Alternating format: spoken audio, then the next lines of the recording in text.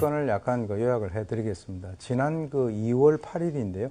경기도 용인시 처인구 고림동에 있는 한 아파트 화장실에서 이모 부부가 10살 된 조카 아이에 대해 가지고 말을 듣지 않고 그리고 소변을 잘 가리지 못한다라고 하는 그런 이유로 폭행을 하고 손발을 묶어서 머리를 물 안에 집어넣는 그런 학대를 해서 결국 그 아이가 숨지는 사건이 발생됐죠.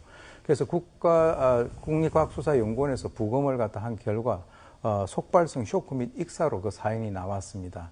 그래서 그 당시에 이제 또 조사를 하는 과정에서 아마 이 이모라고 하는 사람은 무속인으로 알려졌는데 귀신을 쫓아야 된다라고 하는 그런 얼토당토 않는 이유를 댔었고요.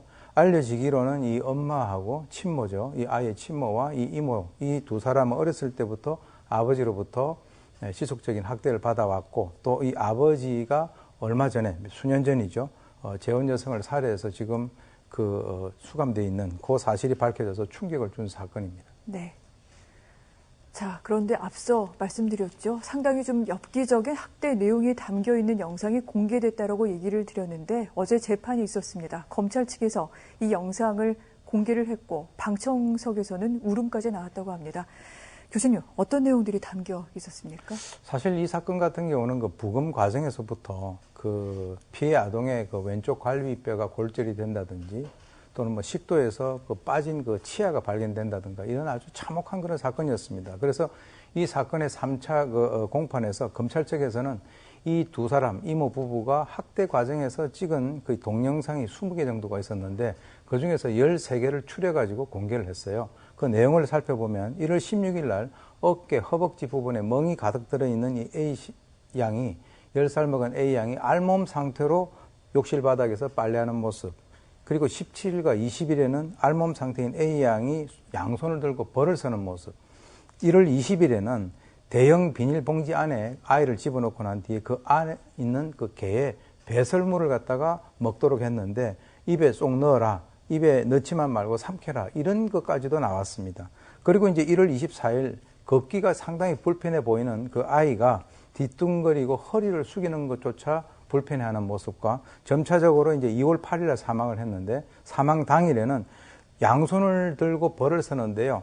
이게 이제 늑골이 부러져 가지고 오른손으로 왼손을 받치는 그런 아주 참혹한 모습까지 나왔습니다. 그래서 아까 말씀하신 대로 거기에 방청객들이 막 울음을 터뜨리고 그렇게 했었었는데요. 이 순차적으로 학대 정황이 고스란히 시간대별로 이렇게 담겨 있는 그런 모습을 공개가 됐습니다. 네.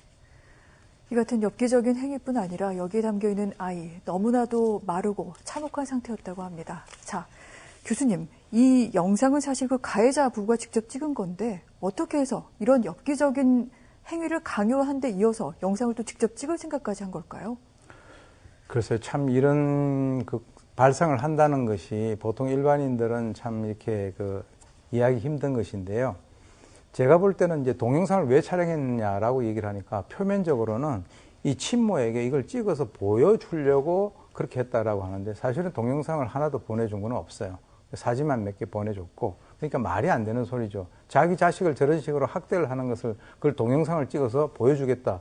무슨 너든지 이해할 수가 없지 않습니까?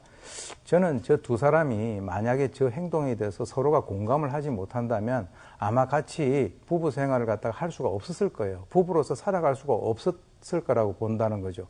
왜냐하면 같은 부부인데 한 사람이 저런 행동을 하는데 정상적인 생각을 가지고 있으면 그걸 갖다가 말려야 되지 않습니까? 그러니까 이제 일체감이 아주 뛰어났을 거라고 보고요.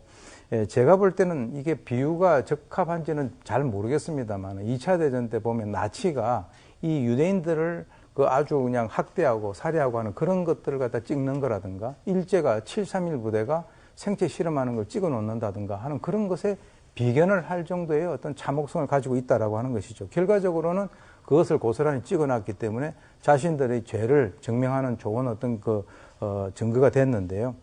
이것을 보게 되면 도덕적인 가치 기준을 상실한 결과 인간의 가학성이라는 것이 증폭이 될 때 도대체 어떤 식으로 악마성이 발현되는가를 보여줄 수 있는 아주 단적인 사례라고 볼 수 있겠습니다. 네. 그리고 또 한 가지 좀 궁금한 내용이 있습니다. 이 숨진 아이의 어머니, 그 친모, 이 가해자 부부의 동생이 되겠죠. 언니 부부와 합의했다면서 법원에 합의서를 제출한 것으로 지금 알려져 있습니다. 이해가 안 가는 부분이에요, 교수님. 지금 일단 이모 부부는 이제 법원에 반성문을 37건 정도를 제출한 거로 되어 있습니다. 그거는 뭐 본인들이 조금이라도 죄를 갖다가 감형을 해보려고 하는 건 이해가 되는데, 지난달 30일 날 이 아이의 친모, 즉 이 이모의 여동생이죠. 네. 법원에 합의서를 제출했습니다. 합의서를 제출한다는 것은 바로 그 사람들에게 감형을 해달라고 하는 그런 요구인데, 자기 자식에 대해서 저런 짓을 한 사람에 대해서 친언니라고 하는 이런 것을 떠나가지고 과연 합의서를 제출하는 것이 이게 이해가 될 수 있는 것인가, 그렇게 생각이 드는데요. 지금 역설적으로 오히려 친모가 저런 태도를 했기 때문에 이모가 아이에게 그렇게 한 것은 아닐까라고 이 퍼즐이 맞춰질 수도 있는 그런 대단히 어떤 그 슬픈 그런 그 상황인데요. 지금 이 여성 같은 경우, 즉 친모 같은 경우도 학대 정황을 인지를 하고도 거기에 대해서 조치를 하지 않았다라고 하는 이유로 아동복지법상의 방임 혐의로 지금 사법 처리를 기다리고 있는 그런 상황이거든요. 그래서 결국 뭐 이 합의서라고 하는 것이 감형 요소로 고려가 될 수 있을지는 뭐 재판부의 재량에 해당이 되겠습니다만은, 감형 여부와 상관없이 이런 상태, 즉 다시 말해서 친모가 합의서를 제출함으로써 보통 일반인들의 입장에서는 더 혼란스럽게 만드는 그런 결과를 초래했다, 이렇게 봅니다.